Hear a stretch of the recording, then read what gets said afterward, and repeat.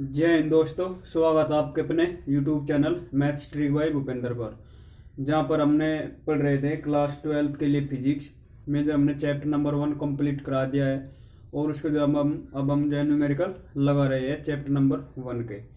अगर आप लोगों ने उसके नोट्स जो है डाउनलोड नहीं किए तो आपको लिंक वीडियो के डिस्क्रिप्शन में मिल जाएगी। टेलीग्राम चैनल पर आपको जो है लिंक मिल जाएगा। दूसरी बात, जो हमने सीरीज चला रखी थी कि न्यूमेरिकल सोल्व करना हुआ आसान, वाकई में आप लोगों को जो बहुत प्यार रहा उस वीडियो में जो हमने जो है पहली वीडियो डाली थी। तो न्यूमेरिकल आपकी स्क्रीन पर आ गया होगा। ये कह रहा है कि वायु में एक दूसरे से 30 सेंटीमीटर दूरी पर रखे दो छोटे आवेशित गोलों पर क्रमशः 2 गुणा 10 की घात -7 कूलम तथा 3 गुणा 10 की घात -7 कूलम आवेश है, उनके बीच कितना बल है, ये कह रहा है। तो देखो, सबसे पहले हमें न्यूमेरिकल में करना क्या है। न्यूमेरिकल सोल्व करने का तो वाकई तरीका है। क्वेश्चंस को एक बार पढ़ लिया, फिर जो उसके मात्रक रख दिया हम उस पर डिस्कस करते हैं। कूलम किसका मात्रक होता है? आवेश का। मतलब Q1 बराबर कितना दिया? 2 गुणा 10 की घात -7 कूलम दिया। और Q2 बराबर कितना दिया? चूंकि हमें यहाँ पर कितने दिए? 2 आवेश दिए, तो 3 गुणा 10 की घात -7 कूलम। और ये कह रहा है कि जो ये आवेश है, जैसे समझ लो, फिगर के माध्यम से समझ लो, ये कोई यहाँ पर ये कूलम आवेश है और ये है यहाँ पर, और जो इनके बीच की दूरी है वो कितनी है? 30 सेंटीमीटर है। कितनी है? 30 सेंटीमीटर है। तो हमें इस पर क्या लगाना है? फोर्स निकालना है। फोर्स निकाल लेंगे, वो किस प्रकार से निकाल लेंगे वो देखेंगे। तो सबसे पहले बात, जो आपको डिस्टेंस दी होगी, मतलब अगर आपको दूरी दी होगी तो आपको सबसे पहले उसे किस चीज में कन्वर्ट करना है? आपको उसमें मीटर में कन्वर्ट करना है। अब हम 30 सेंटीमीटर को मीटर में कन्वर्ट करेंगे तो 30 कितना आ जाएगा? 30 गुणा 10 की घात -2 मीटर। चूंकि 1 सेंटीमीटर बराबर होता है 10 की घात -2 मीटर। ये आपको याद रखना है, ठीक है। अब हमने कूलम का नियम पढ़ा था। कूलम का नियम आप सभी लोग जानते हो, क्या होता है? F बराबर 1/4 पाई एप्सिलॉन Q1 Q2/r²। ये कूलम का नियम होता है। जो F बराबर, इसकी वैल्यू कितनी बताई थी हमने? 9 गुणा 10⁻⁹। Q1 का मान कितना है? 2 गुणा 10 की घात -7।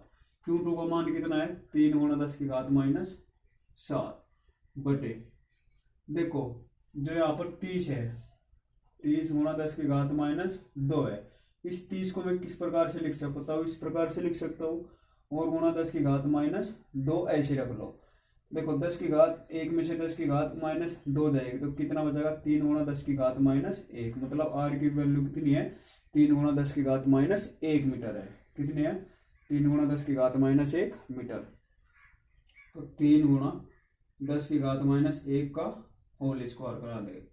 अब 9 गुणा 2 तिया 6 और 10 की घात 9, 10 की घात 7 माइनस 10 की घात -7 क्या होगी? 10 की पावर -14 हो जाएगी बटे 9 गुणा 10 की घात -2 हो जाएगी। जब मैंने न्यूमेरिकल ट्यूशन क्लास में कराया तो वहाँ बच्चे कह रहे थे कि सर ये 10 की घात जब -2 नहीं पॉजिटिव होनी चाहिए, तो आप लोगों में भी ये कन्फ्यूजन होगा। तो किस प्रकार से करेंगे? देखो 10 की घात -2 है तो उसको क्या करेंगे? 10 की घात -1 गुणा 10 की घात -1, 2 बार इसकी मल्टीप्लाई करा देंगे। तो अब बताओ कितना? 10 की घात -2, ठीक है। तो अब देखो 9 से यहाँ 9 कैंसिल हो गया आपका। ये पावर किस चीज की? यहाँ नेगेटिव है, और ऊपर जाएगी किस चीज की? हो जाएगी पॉजिटिव हो जाएगी। तो 6 गुणा 10 की घात 9 गुणा 10 की घात 2 गुणा 10 की घात -14, तो कितना आ जाएगा? 6 गुणा 10 की घात 9 और 10 की घात 2, 10 की घात 11, और 10 की घात 11 में से 10 की घात 11 में से आप 10 की घात -14 घटाओगे। कहने का मतलब है कि 10 की पावर 11 -14 कितना आ जाएगा? 10 की पावर -3। तो कितना आ जाएगा? 6 गुणा 10 की घात -3 F बराबर, और बल का मात्रक क्या होता है? न्यूटन। ये इसका आंसर आ गया। आई होप आपको न्यूमेरिकल समझ आया होगा। अगर समझ नहीं आया तो फिर दोबारा से वीडियो को स्टार्ट से फिर से देखना, ठीक है भाई। और सेकंड न्यूमेरिकल की बात करते हैं। ये न्यूमेरिकल में जो आपको करा रहा हूँ ये एनसीईआरटी की बुक से करा रहा हूँ, ठीक है। सेकंड क्वेश्चन आपकी स्क्रीन पर क्या कह रहा है कि 0.4 माइक्रोकूलम आवेश के किसी छोटे गोले पर किसी अन्य छोटे आवेशित गोले के कारण वायु में 0.2 न्यूटन बल लगता है। देखो 0.2 न्यूटन मतलब एफ का मान कितना दिया, 0.2 न्यूटन, और Q1 बराबर कितना दिया, 0.4 माइक्रो कूलम। जो ये होता है ये इस प्रकार से, इसको कहते हैं माइक्रो, क्या कहते हैं, माइक्रो, ठीक है। और Q2 बराबर फिर दिया इसने क्या गया, यदि गोले पर 0.8 माइक्रोकूलम आवेश हो तो दोनों गोलों के बीच की दूरी ज्ञात करनी है। अगर उस पर 0.8 माइक्रोकूलम क्या आवेश है तो मुझे उसके बीच की दूरी निकालनी है, वो कितनी होगी। यहाँ तक क्लियर है।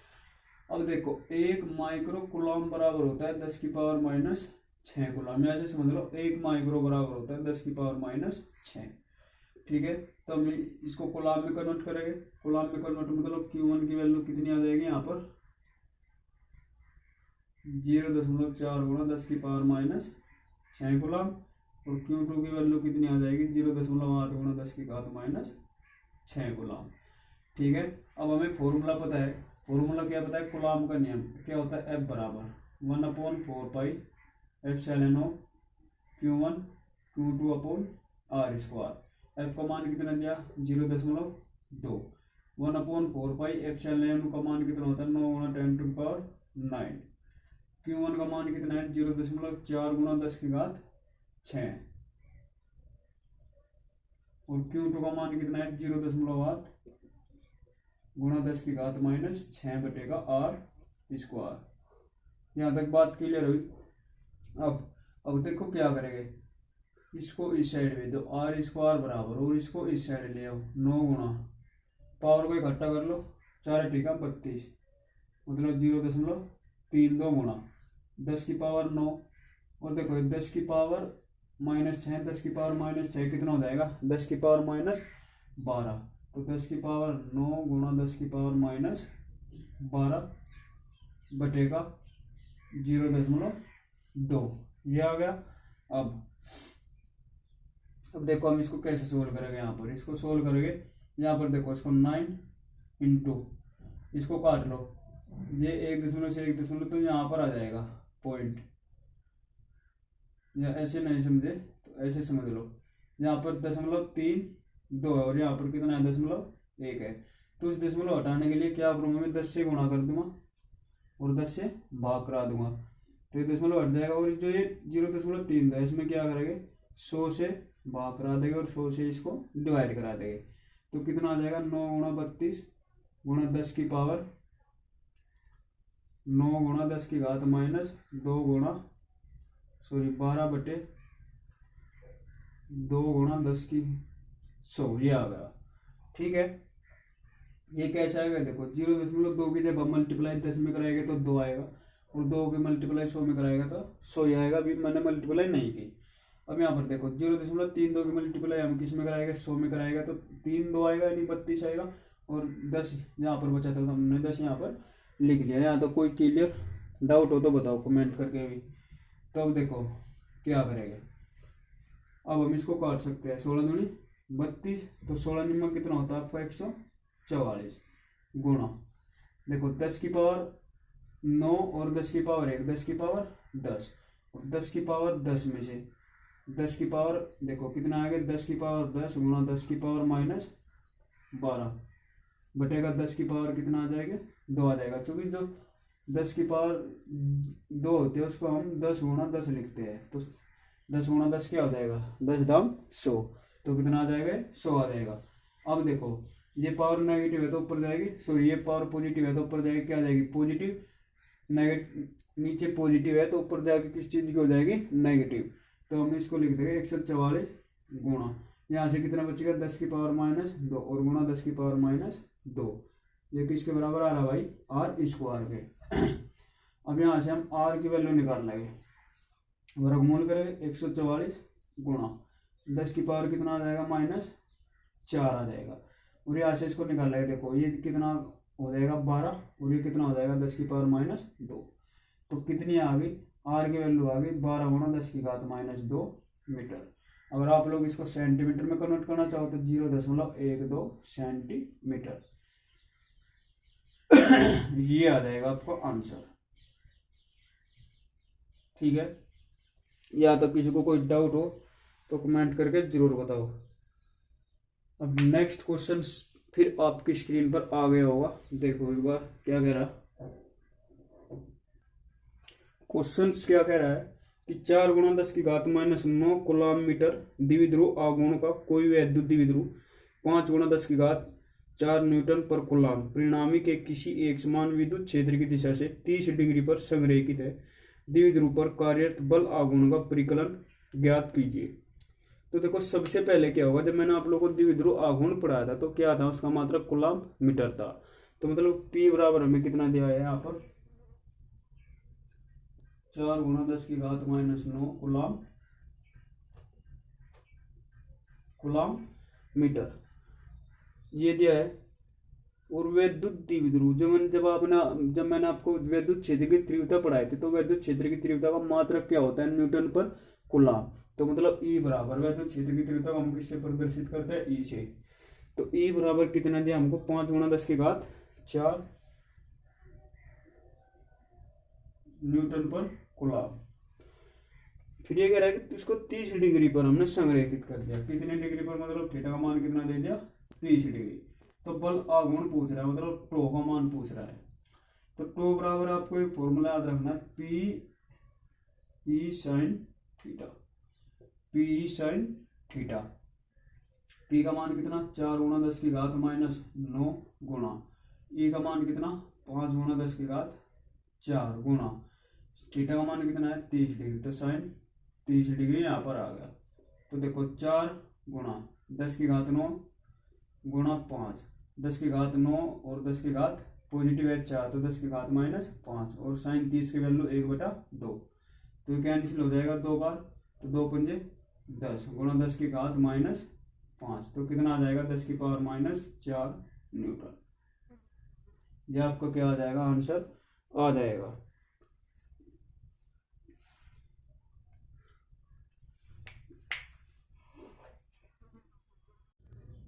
तो ये नेक्स्ट न्यूमेरिकल अब आपकी स्क्रीन पर आ गया होगा, देखते हैं क्या कह रहा है। ये कह रहा है कि जांच द्वारा सुनिश्चित कीजिए कि KE²/G विमाहीन है। तो हम सबसे पहले इसको यहाँ तक ही सोल्व करेंगे, फिर इसको हम आगे ले जाएंगे। क्या कह रहा है कि KE²/G ME और MP क्या है, विमाहीन है। विमाहीन है, विमा का मतलब है विमा, हीन का मतलब कोई भी विमा इसमें नहीं है। मतलब हीन क्या होता है, दुखी होता है। ठीक है, तो ये क्या अपनी जिंदगी से दुखी है। इस तरीके से आप लोग इसको जनरेट कर सकते हो। तो देखो जो यहाँ पर आपको क्या निकालना है, सबसे पहले क्या है, जो ME आपको चमक रहा है स्क्रीन पर वो होगा मास ऑफ इलेक्ट्रॉन और जो MP होगा वो होगा मास ऑफ प्रोटॉन। ठीक है, अब हम बात करते हैं कि ये क्या होगा। जो G होगा आपको क्या होगा, सार्वत्रिक गुरुत्वाकर्षण नियतांक होगा। क्या होगा, सार्वत्रिक गुरुत्वाकर्षण नियतांक होगा। अब हम बात करते हैं क्या होगा। देखो यहाँ सबसे पहले हमें K की विमा निकालनी है। तो K की विमा में किस फॉर्मूले से निकालेंगे, F बराबर K Q1 Q2/R²। ये क्या है, कूलॉम का नियम है। तो हम यहाँ से K की विमा निकालेंगे। इसको देखो जब हम K बराबर लिखेंगे तो क्या आ जाएगा, FR²/Q1 Q2। वैसे अगर मैं आपको डायरेक्टली इसकी विमा बताऊं तो डायरेक्टली जो इसकी विमा आपको देखने को मिलेगी वो क्या मिलेगी, वो देखें ml³ T⁻⁻4 A⁻2 ml³ T⁻⁻4 A⁻2 ये होती है। लेकिन मैं आपको यहाँ निकाल के बताऊंगा किस प्रकार से होगी। बल की विमा क्या होती है, F की विमा ml_T-2। R की विमा क्या हो जाएगी L, और 2L है तो L हो जाएगा। Q की विमा क्या हो जाएगी AT, और यहाँ पर क्या है 2 आवेश है तो AT × AT हो जाएगी। तो कितनी हो जाएगी एल टी की पावर माइनस 2 और फिर आर इसकी मतलब एल स्क्वायर, ये हो जाएगा ए स्क्वायर और टी स्क्वायर, यहाँ पर रख देंगे। अब देखो एम तो ऐसे रखेंगे, एल की पावर 3, ए की पावर टी की पावर कितनी माइनस, ये पॉजिटिव है और ऊपर जाकर नेगेटिव, जब ये भी नेगेटिव ये भी नेगेटिव, तो टी की पावर -2 माइनस टी की पावर -2 कितना हो जाएगा, टी की पावर -4, तो ये कितना आ गया आपका टी की पावर -4, और जो ए की पावर 2 है पॉजिटिव है, ऊपर जाकर किस चीज का हो जाएगा नेगेटिव, तो ए की पावर -2। देखो ये आ गया। अब आपको विमा निकालनी है किस चीज की, अब आपको विमा निकालनी है भाई, विमा जो आपको निकालने हैं यहाँ पर इलेक्ट्रॉन की विमा निकालनी है, इलेक्ट्रॉन किसकी विमा, इलेक्ट्रॉन की विमा किस फॉर्मूले से निकालेंगे, इलेक्ट्रॉन की विमा क्यू बराबर एन, इस फॉर्मूले से हम जो इलेक्ट्रॉन की विमा निकालेंगे। देखो अगर हम में n बराबर 1 ले लो, अगर n बराबर 1 ले लो तो q बराबर क्या हो जाएगा, e हो जाएगा, और q की विमा क्या हो 80, ठीक है, तो e की विमा क्या आ जाएगी 80, जबकि e स्क्वायर है तो e स्क्वायर की विमा क्या आ जाएगी 80, मतलब a स्क्वायर टी स्क्वायर, ये आ गई। अब हम बात करते हैं जी की, कैपिटल जी की विमा किस प्रकार से निकलेगी, आपने एक फॉर्मूला पढ़ा होगा एफ बराबर capital G m1 m2 upon R square, 9th class में आपने यह फॉर्मूला पढ़ा होगा, तो इसको हम इस साइड ले जाएंगे, F R square upon m1 m2 बराबर कैपिटल जी, ठीक है। देखो इसको मैं इस साइड लेगा और क्रॉस मल्टीप्लाई करा दी भाई, ठीक है, बल्कि मैंने अभी बताया आपको एफ आर स्क्वायर क्या हो जाएगा एम एल क्यूब टी -2, और मास है मतलब m इंटू एम, ये हो जाएगा, देखो एक एम कैंसिल, ये ऊपर जाएगा नेगेटिव, मतलब m की पावर -1, l की पावर 3, t की पावर -2, ये किसकी विमा आ गई आपकी, जी की विमा आ गई।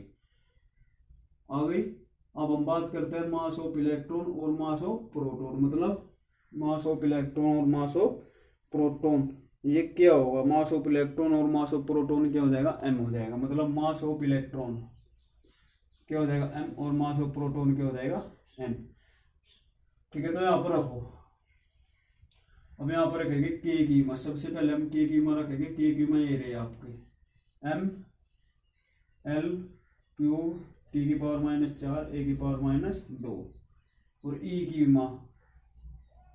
माँ क्या है आपकी ए स्क्वायर और टी स्क्वायर, ए स्क्वायर और टी स्क्वायर। अब जी की माँ क्या निकालनी हमने, m की पावर -1 l की पावर 3 t की पावर -2, फिर मास ऑफ इलेक्ट्रॉन मतलब m इंटू ये क्या हो जाएगा m स्क्वायर हो जाएगा आपका, या तो कोई दिक्कत बताओ। अब l की पावर 3,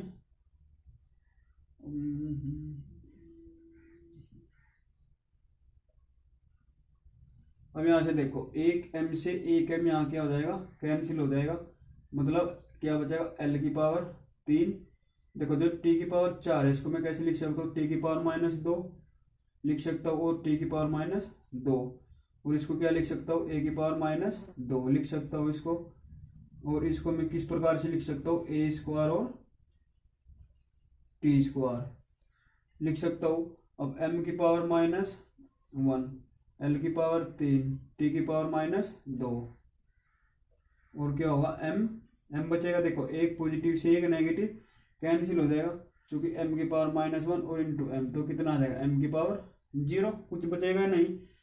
तो अब क्या बचा l की पावर 3 t की पावर 2, l की पावर 3 से l की पावर 3 t की पावर 3 2 से t की पावर -2 कैंसिल, देखो ये पॉजिटिव है ये नेगेटिव कैंसिल हो जाएगा, ये पॉजिटिव है ये नेगेटिव कैंसिल हो जाएगा, तो ये क्या आ जाएगा m0 l0 t0, जो कि आपकी क्या है एक विमाहीन राशि है। समझ में आया या नहीं आया बताओ। अब भौतिक नियतांकों की सारणी देखकर इस अनुपात का मान ज्ञात कीजिए, यह अनुपात क्या बताता है। अब कहने का मतलब है कि जो हमें के square upon ji mass of electron और मास ऑफ प्रोटॉन दिया, हमें इसका मान निकालना है मेरे भाई। अब हम इसका मान कैसे निकाल लेंगे? सबसे पहले आप इसका स्क्रीनशॉट ले लो या फिर इसको उतारो।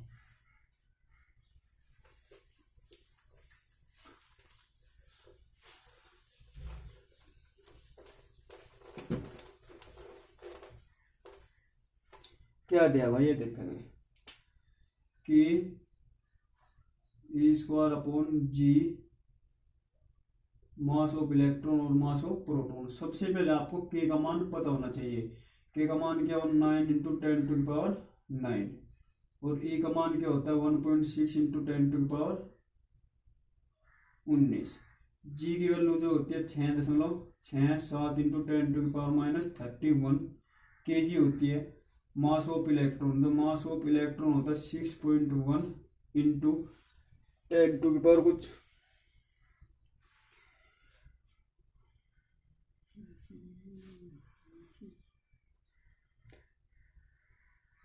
6.67 इंटू 10 टू द पावर -11 होगा भाई, ये 10 टू द पावर -11।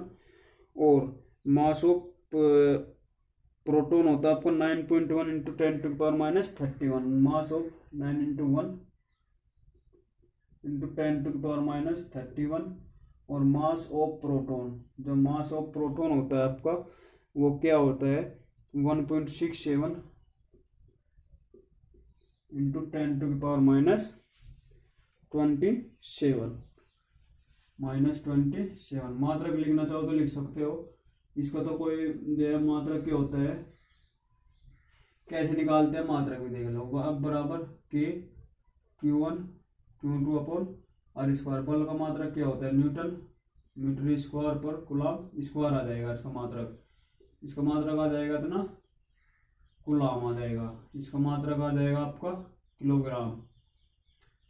क्या जाएगा, किलोग्राम आ जाएगा इसका मात्रक आपका भाई। 1 मिनट रुक जाओ। न्यूटन मीटर स्क्वायर पर किलोग्राम, इसका भी न्यूटन मीटर स्क्वायर पर किलोग्राम स्क्वायर आ जाएगा। मास ऑफ इलेक्ट्रॉन आपको पता है किस चीज में होता है, द्रव्यमान में, और मास ऑफ इलेक्ट्रॉन किस चीज में होता है आपका, द्रव्यमान में। और द्रव्यमान का मात्रक क्या होता है आपका केजी। ठीक है जी। अब हम बात करते हैं कैसे इनकी वैल्यू रखेंगे। तो वैल्यू रखने के बाद क्या आएगा, जो वैल्यू रखेंगे हम, वैल्यू रखेगा इसकी भाई, के का मान कितना दिया आपका 9 into 10 to the power 9 into, और ई का मान कितना 1.6 इंटू 10 टू द पावर -19 का होल स्क्वायर करा देंगे अपॉन जी की value 6.67 into 10 to the power -11 into mass of electron है 9.1 into 10 to the power -31 into जो मास ऑफ प्रोटॉन है आपका 1.67 इंटू 10 टू द पावर -27। ठीक है, तो इसको आगे सोल्व करते हैं। तो 9 इंटू 10 टू द पावर 9, 16 का स्क्वायर जो होता है आपका 256 होता है। यहाँ पर दशमलव आ जाएगा और यह आ जाएगा 10 टू द पावर -38। वैसे एग्जाम में आपको जो है ये मान सोल्व नहीं करना, आपको उसका डायरेक्टली ही मान याद रखना है। और डायरेक्टली मान क्या होगा मैं आपको बता देता हूँ। जो इसका डायरेक्टली मान आपको दिया हुआ है वो दिया हुआ है भाई,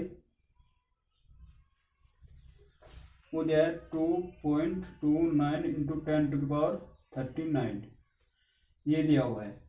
इसको 6.67 into 10 to the power 9.1 into 10 to the power -11 और 10 टू द पावर -31 34, इसको रख लो 1.67 इंटू 11 31 34 34 और 27 कितना हो जाएगा आपका 7 4 11 3 2 5 और 1 6 10 टू द पावर -61 हो जाएगा। ठीक है, अब देखो ये क्या हो जाएगा, आज साइड में आकर पॉजिटिव हो जाएगा और ये हो जाएगा 70, और 70 में से 38 जाएगा, कितना बचेगा 2,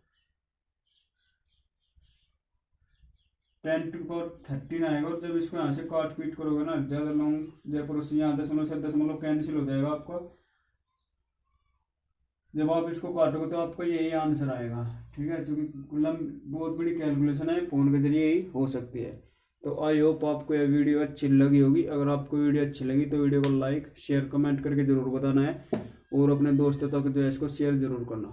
अगर आप लोगों को वीडियो पसंद आती है तो तभी लाइक किया करो, ठीक है, वरना रहने दो, मगर वीडियो को जो आप लोग पूरा देखा करो, ठीक है। तो भाई फिर मिलते हैं नेक्स्ट वीडियो में, तब तक के लिए पढ़ते रहिए, मस्त रहिए, खुश रहिए, सलामत रहिए।